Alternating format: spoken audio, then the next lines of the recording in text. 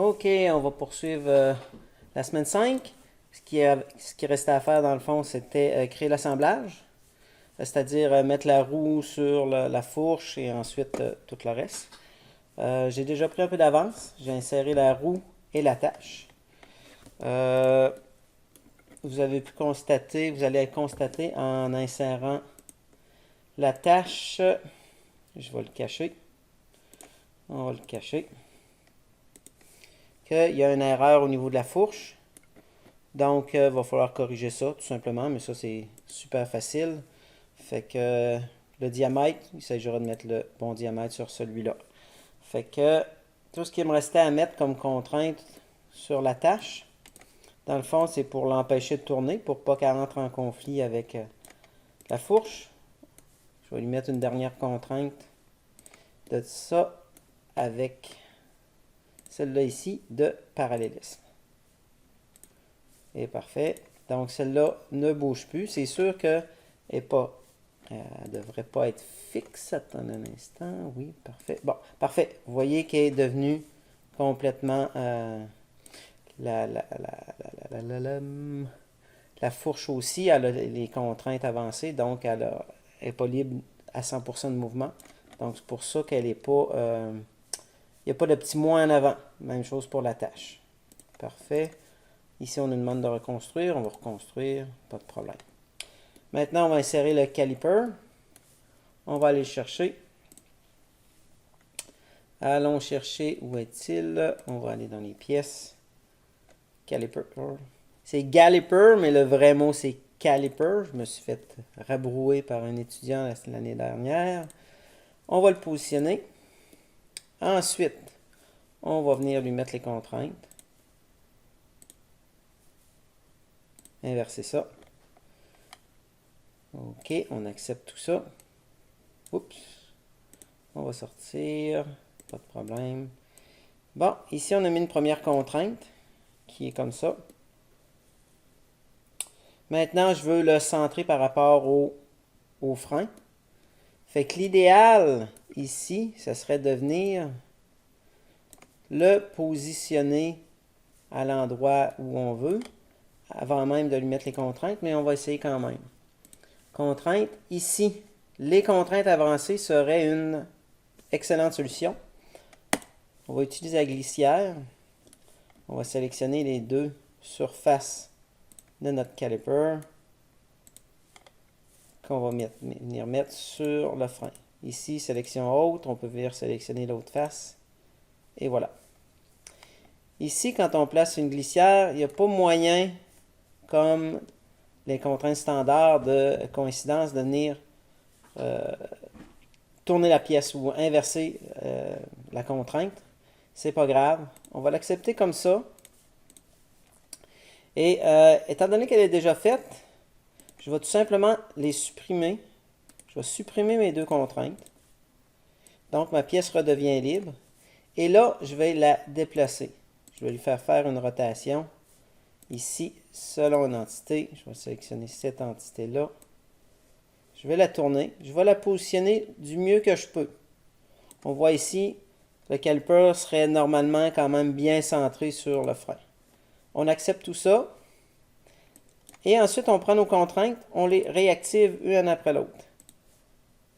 Vous allez voir, il vient nous repositionner celle-là. Et normalement, étant donné qu'il est près de la position, ça devrait fonctionner normalement. Et voilà. Vous avez vu, il est venu vraiment là repositionner au bon endroit. Ensuite, il nous reste juste à, étant donné qu'il est bloqué dans au niveau, il ne peut pas se déplacer dans ce sens-là, ni en hauteur, donc le seul déplacement qui lui reste, c'est ça. Fait qu'ici, oups, désolé. Ce qu'on va essayer de faire, c'est lui mettre une contrainte de tangence ici et là. Fait ce qu'on peut faire, on peut lui mettre une tangence. La face était déjà sélectionnée. On vient sélectionner cylindre. Par défaut, il reconnaît la tangence. Et voilà. Fait que notre caliper est vraiment fixe. On voit qu'il n'y a pas de petit. On voit qu'il n'y a pas de petit moins ici. Donc, il est complètement fixe. Pour les vis, je vais vous laisser aller. Ça, il n'y a pas de problème. C'est facile. Par contre, vous voyez qu'il y a encore une intersection, une interférence ici. Et un positionnement aussi ici qui ne fonctionne pas. Donc, on va aller corriger la fourche. C'est la fourche qui est en défaut. Donc, on peut faire une édition directe ici, c'est-à-dire éditer la pièce directement dans l'assemblage. On va venir sélectionner, étant donné que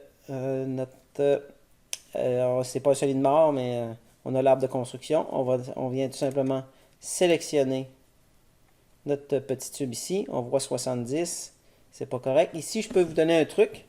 Ce qu'on pourrait faire, c'est mesurer la distance, puis ajouter ça à cette cote-là. Moi, je suis un petit peu large, ça fait qu'on n'éditera pas, on ne mesurera pas, on va tout simplement éditer notre esquisse. On va prendre cette mesure-là qu'on va rendre pilotée. Ce que ça veut dire piloter, c'est qu'elle n'affecte pas les objets. Vous voyez ici, elle est devenue en gris, puis notre cercle est devenu bleu. Ça veut dire que le cercle peut bouger. On va regarder tout ça. Donc, il peut se déplacer, comme ça. La cote n'est pas active, dans le fond. Fait que moi, ce que j'aime souvent faire, ici, c'est peut-être une étape de plus, mais des fois, on a juste à mettre ça concentrique.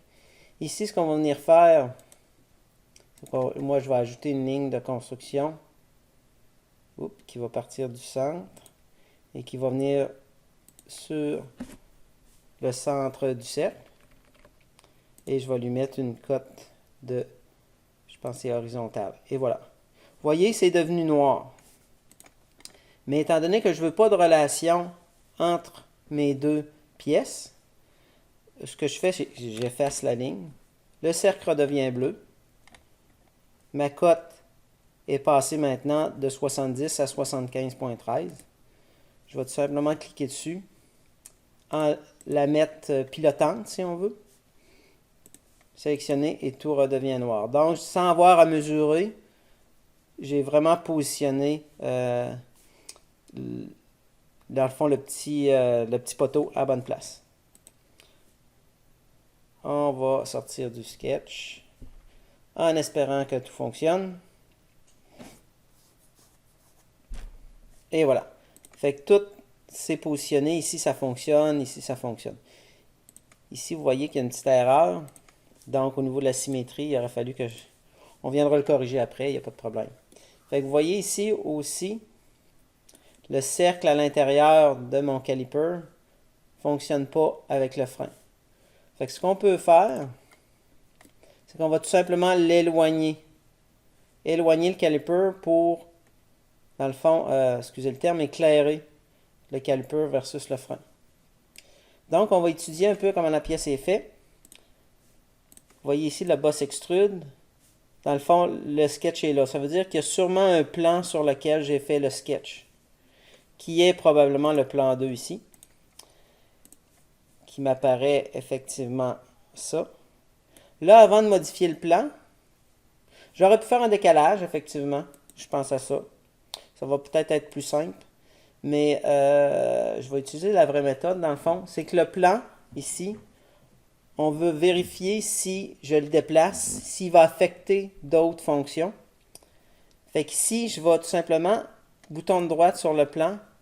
Je vous parlais dans un des cours de la notion parent-enfant. Fait qu'on voit ici. Son parent, c'est le plan 2, donc c'est le plan de face. C'est-à-dire probablement que c'est un décalage qui a été fait au niveau du plan de face. Donc, c'est correct. Son parent, il en a juste un, fait que c'est parfait. Mais c'est plus au niveau des enfants. Vous voyez qu'il y a uniquement l'esquisse 7 et l'esquisse 2 qui sont ses enfants. Donc, il n'y a rien d'autre qui a été construit sur le plan 2. Si, exemple, c'est un enlèvement de matière ici, l'enlèvement de matière 6, aurait été l'enfant de 2, l'enfant du plan 2, c'est-à-dire, si j'aurais modifié le plan 2, ça l'aurait affecté celui-là, donc j'avais un gros risque de problème. Fait que si, étant donné que c'est son seul enfant, je peux le modifier sans crainte, si on veut. Fait qu'on peut venir l'éditer.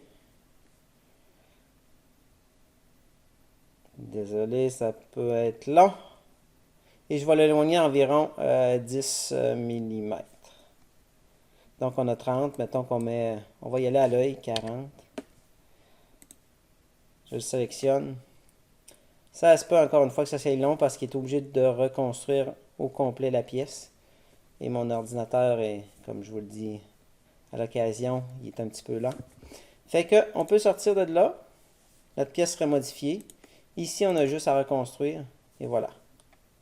Fait qu'il vient de placer notre caliper, il vient de l'éloigner, puis là, dans le fond, on n'a pas d'interférence. J'aurais pu diminuer un peu la distance, j'aurais pu travailler pour venir faire vraiment le bon rayon avec l'autre. Mais dans le cadre de l'exercice, c'est pas super nécessaire de le mettre. Si on serait en production dans une usine, je vous dirais que oui. Mais pour l'instant, c'est correct. Fait qu'on a modifié la fourche, on a enlevé les interférences. Notre caliper est bien centré sur le frein. Donc, tout est correct. Fait que je vous laisse placer dans le fond, la rondelle puis la vis. Puis ça serait complet pour l'installation de la roue avant sur le caméléon.